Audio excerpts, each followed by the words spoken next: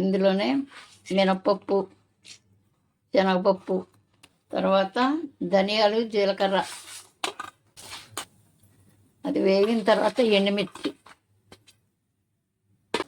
ఒక స్పూన్ నువ్వులు, ఓ 2-3 రేకలు వెల్లుల్లి కొంచెం చెతగొట్టి వేసుకోవాలి. ఇలా వేగిన తర్వాత ఒక ప్రక్కకు తీసి చల్లారి పెట్టుకుందాం. ఈ మెంతి కూర మగ్గనిద్దాం. ఇందులోనే రుచికి సరిపడా సాల్ట్ వేస్తున్నా, చిటికెడు పసుపు.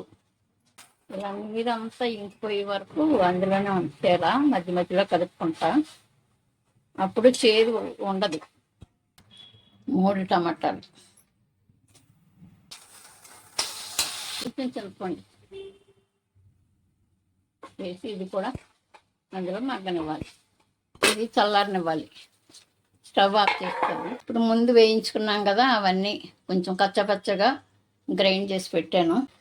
అందులోనే ఈ వేయించిన ఆకుకూర కూడా వేసేస్తున్నా. ఇది చల్లార్చిన తర్వాత ఇది కూడా ఒకసారి కలిపి గ్రైండ్ చేస్తాను. తాలింపు గింజలు వేయాలి.